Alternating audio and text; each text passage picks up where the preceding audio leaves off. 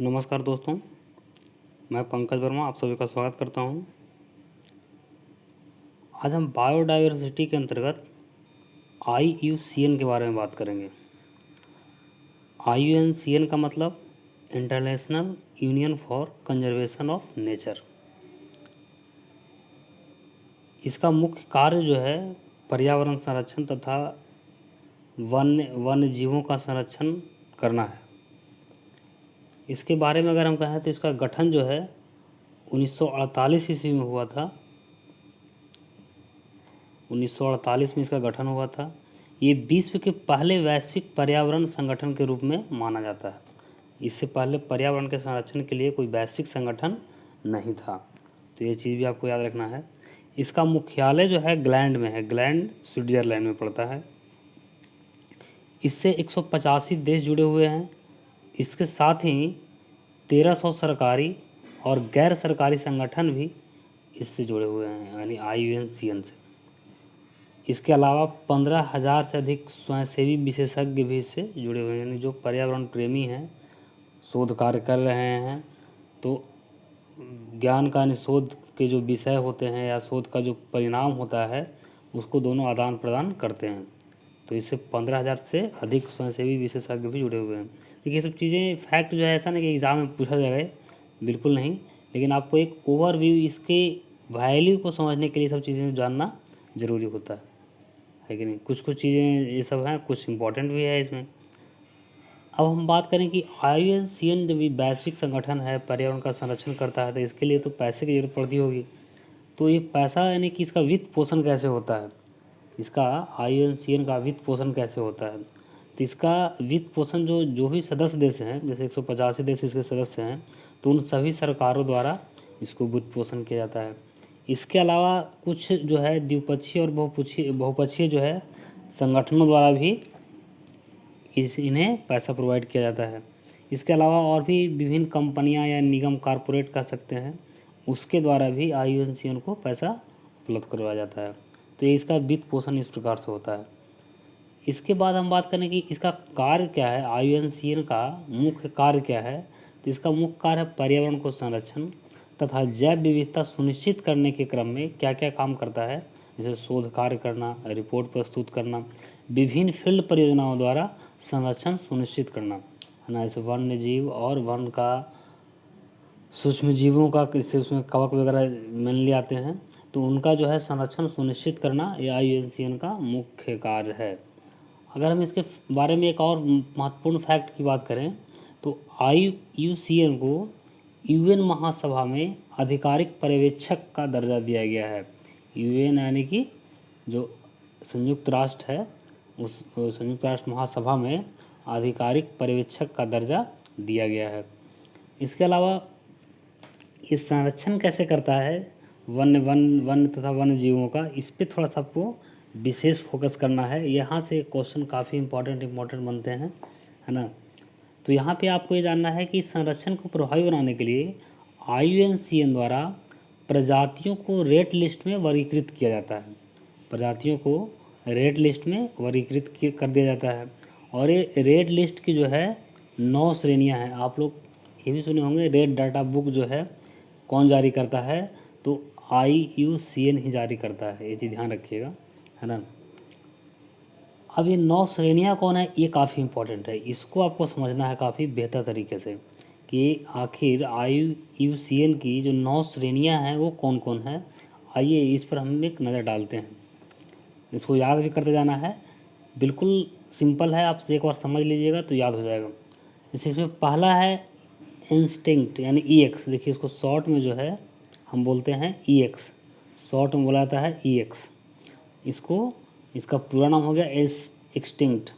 Extinct का मतलब होता है विलुप्त, यानी कि ये जो पहला श्रेणी है ये क्या है, विलुप्त हो चुका है।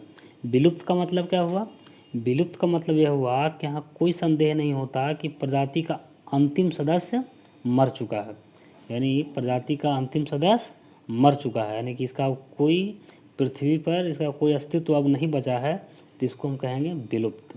तो सबसे ज़्यादा मतलब कहने का मतलब सबसे नंबर 1 पे जो है अब श्रेणी में कौन है, EX। इसमें अगर उदाहरण की बात करें तो जैसे एशियाई चीता है, उसका अस्तित्व खत्म हो गया है, डायनासोर है ना, इत्यादि और भी ऐसे कई हैं।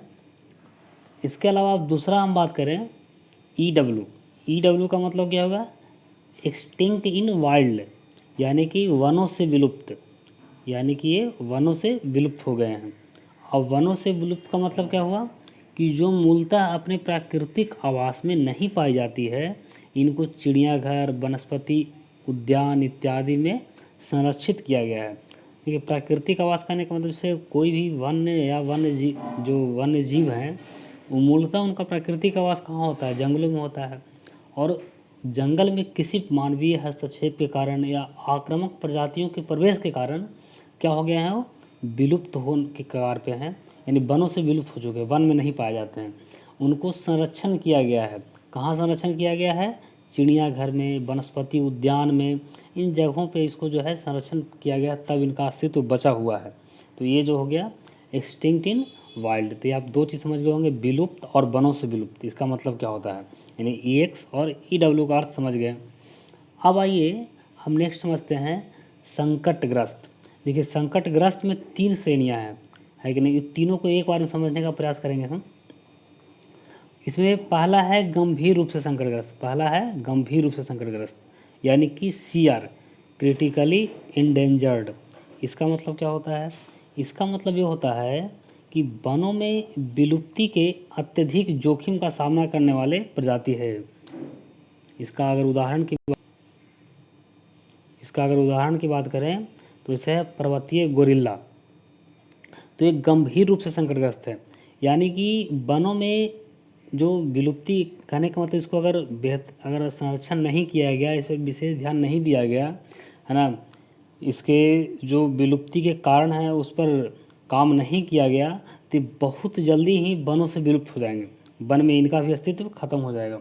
तो इसको कहते हैं गंभीर रूप से संकटग्रस्त, यानी वन में पाए जा रहे हैं लेकिन जोखिम के सबसे उच्चतम स्तर पे हैं या अत्यधिक जोखिम का सामना कर रहे हैं, तो इसको हम कहते हैं क्रिटिकली इंडेंजर्ड, यानी गंभीर रूप से संकटग्रस्त।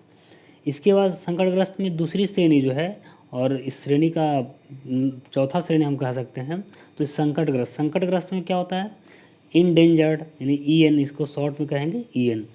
इंडेंजर्ड का मतलब हुआ कि प्रजातियां उच्च जोखिम का सामना करती है, यानी कहने का मतलब है कि इसको यहाँ पे अगर संरक्षण नहीं करेंगे, पर्याप्त सुरक्षा इसको नहीं दी जाएगी, तो ये जो है गंभीर रूप से संकटग्रस्त की श्रेणी में चली जाएगी। अभी यहाँ पे गंभीर रूप से संकटग्रस्त नहीं है, ये संकटग्रस्त है, भी जो है उच्च जोखिम का सामना ये जीव कर रहे हैं, तो इसको हम कहते हैं संकटग्रस्त। वहीं हम तीसरा अगर बात करें संकटग्रस्त में, तो ये है वल्नरेबल, यानी VU। वल्नरेबल यानी कि वेद इसको कहते हैं, या इसको सामान्य संकटग्रस्त कहते हैं। सामान्य जोखिम का स्तर इस पर भी है, यानी कि ऐसा इस पर भी खतरा मंडरा रहा है कि इसको अगर और अभी से बेहतर सुविधा नहीं मिलेगी, बेहतर संरक्षण नहीं किया जाएगा, तो ये जो है संकटग्रस्त की श्रेणी में आ सकती है। यानी कि आप एक क्रम समझिएगा कि अगर कोई सामान्य संकटग्रस्त है, उसका अगर संकटग्रस्त है उसका उसी प्रकार से और क्षय होता रहा, उसके जीव और मरते रहे, तो उस संकटग्रस्त में शामिल हो जाएंगे। संकटग्रस्त से फिर जो है वो गंभीर संकटग्रस्त में शामिल हो जाते हैं। गंभीर संकटग्रस्त से फिर वो वनों से विलुप्त हो जाते हैं। वनों से विलुप्त होने के बाद भी अगर उसका संरक्षण नहीं होता है तो क्या हो जाते हैं? विलुप्त हो जाते हैं। तो ये चीज़ आप एक क्रम में इसको याद रखिएगा, है कि नहीं? आगे विलुप्त, फिर वनों से विलुप्त, फिर गंभीर रूप से संकटग्रस्त और फिर सामान्य संकटग्रस्त। तो ये चीज़ें जो है आप एक क्रम से जो है आराम से इसको याद रख सकते हैं। इसका उदाहरण हम बात करें तो है हिप्पोपोटामस। अगर वल्नरेबल यानी सामान्य संकटग्रस्त के बाद से बहुत सारे जीव हैं, इसमें ऐसी बात नहीं है, लेकिन आप एक उदाहरण ध्यान रखिएगा जो प्रमुख उदाहरण है ना, हिप्पोपोटामस। अब इसके अलावा हम छठा बात करें, छठा कौन है? 6 नंबर पे NT का मतलब क्या होता है? नियर थ्रीटेंड, मतलब होता है निकट संकटग्रस्त। माने कहने का मतलब यह है कि ये अभी संकटग्रस्त की श्रेणी में नहीं आया है, इसकी पर्याप्त संख्या है वनों में। ऐसी प्रजातियां जो CR, EN यानी क्रिटिकली इंडेंजर्ड और वल्नरेबल की श्रेणी में नहीं आते हैं, लेकिन निकट भविष्य में संकटग्रस्त होने की संभावना इसको है, इस पर खतरा मंडरा रहा है, तो इसको हम कहेंगे निकट संकटग्रस्त। इसके अलावा जो 7वां है वो है LC यानी लिस्ट कॉन्सर्न। लिस्ट कॉन्सर्न का मतलब क्या हुआ? न्यूनतम सरोकारयुक्त, यानी ऐसी प्रजातियां जो संकटग्रस्त नहीं है और ना हमको ऐसा लग रहा है कि भविष्य में जो है इसका ये संकटग्रस्त की श्रेणी में आ सकती है, ऐसा भी नहीं लग रहा है। इनकी ये बिल्कुल जो है न्यूनतम इसको ज़्यादा सुरक्षा भी प्रदान करने की ज़रूरत नहीं है। हाँ, लेकिन अब ऐसा नहीं है कि इस पर हम हमला करना शुरू कर दें, है ना। मतलब कहने का मतलब इस पर ज़्यादा फोकस करने की ज़रूरत नहीं है। इस जैसे इसका अस्तित्व बना हुआ है वैसे बने रहने दें तो कोई दिक्कत नहीं है ना, यानी कि न्यूनतम सरोकारयुक्त है। अब हम 8वां बात करें, 8वां और 9वां देखिए ये दोनों थोड़ा सा अलग टाइप का है, इसको ध्यान से समझिएगा अलग रूप में। 8वां जो है वो क्या है? DC यानी डाटा डिफिशियंसी। डाटा डिफिशियंसी का मतलब क्या हो गया? आंकड़े अपर्याप्त, यानी इन प्रजातियों के विलोपन के खतरे का आकलन करने के लिए पर्याप्त सूचना नहीं है। यानी कि हम जो IUCN है उसके पास पर्याप्त सूचना नहीं है कि बहुत सारे प्रजातियों का कि ये जो है इसका विलोपन हो रहा है नहीं हो रहा है, किस श्रेणी में है, एक डेटा नहीं है सर IUCN के पास, तो इसको कहते हैं हम डाटा डिफिशियंसी। वहीं 9वां अगर बात करेंगे NE तो नॉन इवेल्युएटेड, इसका मतलब हो गया गैर मूल्यांकित। गैर मूल्यांकित का मतलब ये हुआ कि ऐसी प्रजातियां जिनका मानकों के अनुरूप मूल्यांकन अभी भी नहीं हुआ है, यानी इसका मतलब ये हुआ कि इनके बारे में बहुत ज़्यादा IUCN को जानकारी नहीं है कि इसका एक्टिविटी क्या है, इसका पारिस्थितिक तंत्र में रोल क्या है, पर्यावरण में इनका रोल क्या है, मतलब डाटा ये गैर मूल्यांकित हैं, है कि नहीं। तो हम ये 9 कैटेगरी जो है IUCN द्वारा डिवाइड किया गया है, जिसे आप ध्यान में रखिएगा। काफ़ी क्रम से याद रखना, इसको काफ़ी आसान है। 8-9 को एक साथ याद रखिएगा, एक डाटा पर्याप्त और एक जो है गैर मूल्यांकित, और उधर याद रखिएगा 3 में एक विलुप्त, वनों से विलुप्त, संकटग्रस्त में जो है 3 रहेगा ना, एक गंभीर रूप से संकटग्रस्त और एक जो है सामान्य संकटग्रस्त, है ना। उसी प्रकार से जो है यहाँ पे एक निकट, 6ठा 7वां को एक तरफ से याद रखिएगा। 6ठा में है निकट संकटग्रस्त यानी NT, और 7 में है न्यूनतम सरोकारयुक्त। तो हम ऐसा मान के चलते हैं कि आप लोग इसको काफ़ी बेहतर तरीके से समझ गए होंगे और इसे याद भी रखेंगे। अब हम आगे बात करते हैं, IUCN जो है रेड लिस्ट के अंतर्गत हम कुछ प्रमुख फैक्ट के बारे में बात कर लेते हैं, क्या क्या करता है। तो इसके अंतर्गत क्या किया जाता है? पादपों, कवक, जंतुओं को शामिल कर इनका वर्गीकरण, वितरण और अन्य आवश्यक जानकारी उपलब्ध कराता है। IUCN क्या करता है, इसमें ध्यान रखिएगा, ये चीज़ जो है पादपों, कवकों और सूक्ष्म जंतुओं, ये 3 जो है प्रजाति को शामिल कर इनका वर्गीकरण, वितरण एवं अन्य आवश्यक जानकारी उपलब्ध कराया जाता है। इसके अलावा और भी हम बात करें, बहुत इंपॉर्टेंट फैक्ट है, इसको ध्यान रखिएगा, आपको समझ डेवलप करने के लिए बहुत ज़रूरी है ये।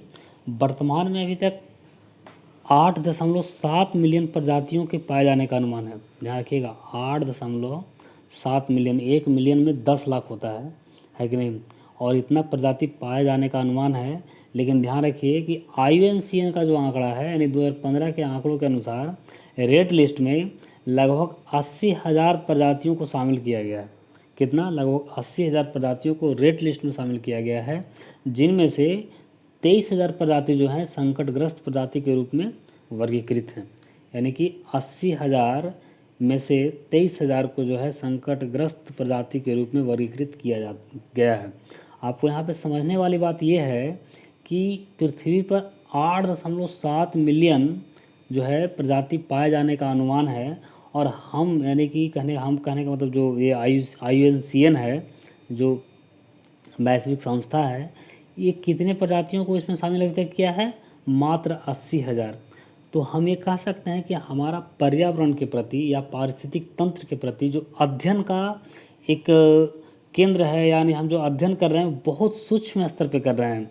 ऐसा नहीं कि हम बहुत ब्रॉड स्तर पे कर रहे हैं, पर्यावरण का जो दायरा है बहुत बड़ा है ना।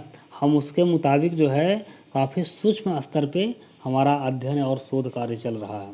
तो ये चीज़ को भी आपको ध्यान रखना है। इसके अलावा एक इम्पॉर्टेंट फैक्ट आपको यहाँ पे ये ध्यान रखना है कि जो रेड डाटा बुक होता है कि नहीं, ये IUCN द्वारा जारी होता है। यानी रेड लिस्ट में जो इसी में रेड लिस्ट है, रेड डाटा बुक में ही रेड लिस्ट है। तो ये ध्यान रखना कि ये IUCN द्वारा जारी किया जाता है। इसमें है क्या, तो इसमें विश्व की संकटग्रस्त प्रजातियों का पता चलता है। यानी कि इस रेड डाटा बुक से विश्व की संकटग्रस्त प्रजातियों का पता चलता है।